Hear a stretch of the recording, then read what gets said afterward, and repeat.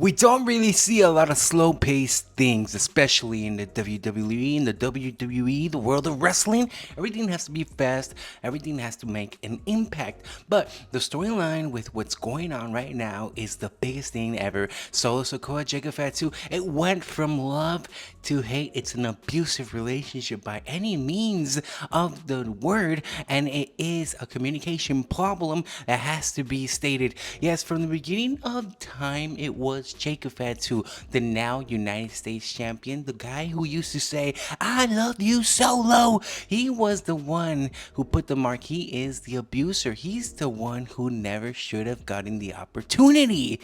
Thank you for watching Ringside Rips.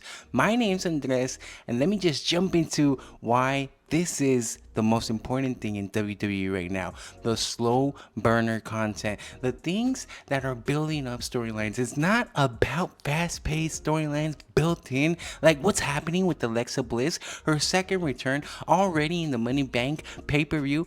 I don't even think that's fair for anybody else in the women's division. And same thing goes to what Roman Reigns does, to what CM Punk does, to what Drew McIntyre does, to what John Cena is doing. They just pop themselves in because they're one of the most important pieces that the WWE has, and that's all that happens. But things such as what's happening with Solo Sikoa and Jacob Fatu really take another stride. There's something such as what Chelsea Green and the Secret Service is doing, and we are left wondering.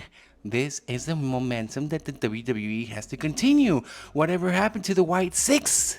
I don't know. There was so much momentum behind that. But let's dive into what's happening right now with Solo Sikoa. Right now, Solo Sikoa invited over JC Mattel, Jeff Cobb, whatever you want to call him. He's changing names, he's changing identities, but he's not going to change one side, and that is to be the muscle man again for Solo Sikoa. He's going to be the brains, the brawn, and the guilty pleasure that is going to be all involved into the new love. Yes, this is a love story in WWE. It involves an abusive relationship being started by Jacob Fatu. He never had love. He never had anybody to treat him specially. There comes Solo Sikoa, and he pointed it out, especially on what we saw on Smackdown. He pointed it out. Jacob, look at the proof on your shoulder. You wouldn't have that title if it wasn't for me. Those words are certainly clear. He's a man from prison, a felon, someone who shouldn't even belong in the WWE,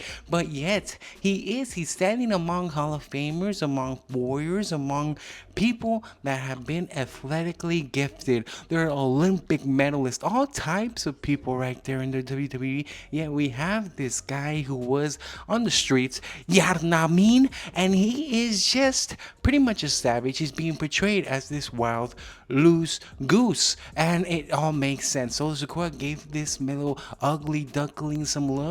This ugly duckling rose to the top, and now he's trying to remind him, don't forget where you're being fed from. This is what WWE likes to do. They like to portray the bad guy as also the good guy. The good guy is the bad guy. You can get in either side. You can be on Jacob's side and say, yes, he deserves to have the gold. He deserves to be the good guy. He deserves to be the one who is getting recognition because he's had to work from the mud. He's had to get up from everything, and he's had to become what he now is, the champion, the United States champion, the pretty much the Samoan werewolf, a destroyer. But Solo Sikoa on the other side, yes, it's an abusive relationship because Solo Sikoa on the other side, he was the person who was pretty much giving him love. He was nurturing. He was making him feel comfortable again. He was pretty much making this person who was pretty much out of everything that was bad in their life, giving them the opportunity to come good. Now they're asking for a repayment.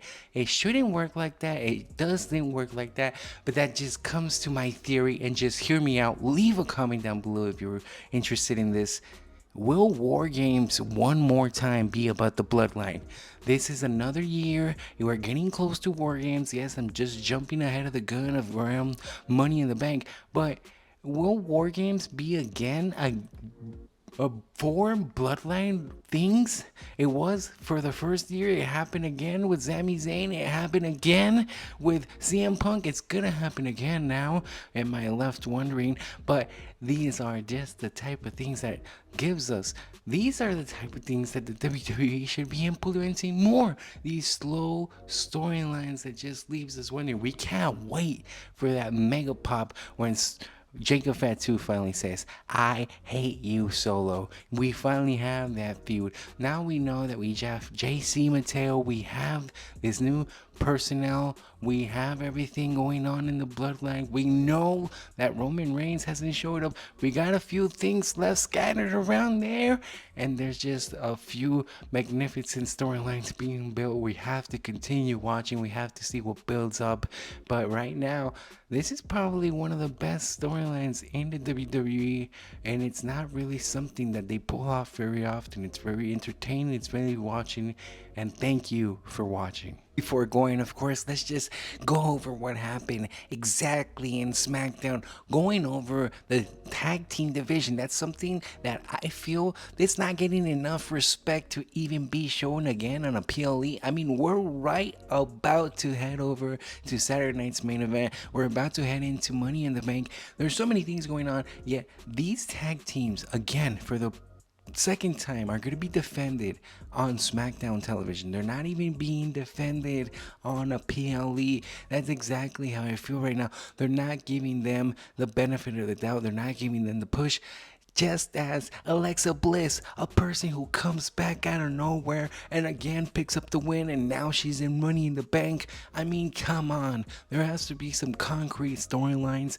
I'm sorry to throw out this tangent, but it just doesn't make sense. Why are some people getting guaranteed this money?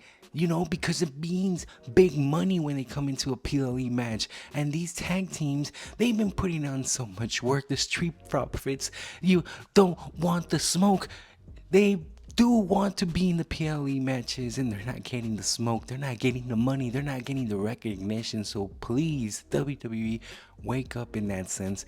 Please make it make sense in that. Please. And everything else that happened is just a continuation of between Money in the Bank, between the United States Championship, between the Money in the Bank for the women, and yes, Saturday night's main event, R-Truth, John Cena.